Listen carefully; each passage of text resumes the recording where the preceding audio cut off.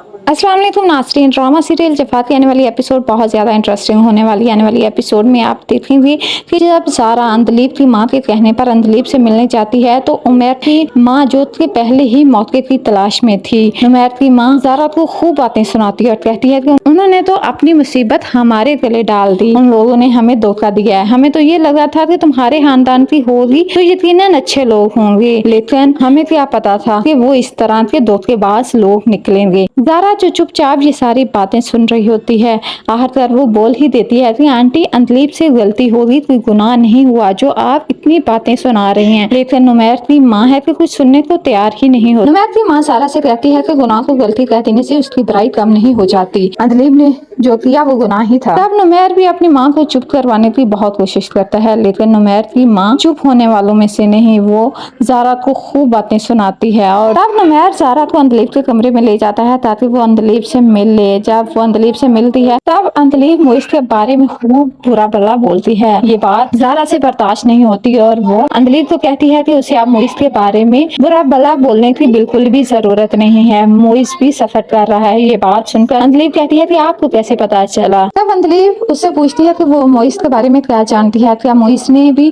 Tablets खाई थी। ज़ारा उसे बता देती है कि नहीं, उसकी माँ ने उसे देख लिया था, इसलिए अन टाइम उसकी माँ ने उसे बचा लिया था, लेकिन वो भी मुश्किल से गुजर रहा है और तुम भी। अब तुम्हें मोइस के बारे में नहीं सोचना बल्कि अपने रिश्ते को टाइम देना है और तुम्हें के साथ जिंदगी गुजारनी है। पहले तो हो सकता था अंदलीब मोइस को गलत समझकर उससे नफरत करती और नुमैर के साथ अपनी जिंदगी को आगे लेकर जाती, लेकिन अब ज़ारा ने जब से उसे बताया कि मोइस ने भी सुसाइड करने की कोशिश की है, तब से वो मोइस के बारे में सोच रही है और वो यही बातें नुमैर से भी करेगी और नुमैर उसे यही मशवरा देगा कि उसे मोइस से मिल लेना चाहिए और जो तुम लोग डिसाइड करोगे मुझे उस पर कोई इतराज नहीं होगा। अगर तुम्हें मुझसे डिवोर्स चाहिए होगी और जब भी चाहिए होगी मैं तुम्हें दे दूंगा। अब ये फैसला तुम्हारा है कि तुमने अपनी जिंदगी के साथ क्या करना है।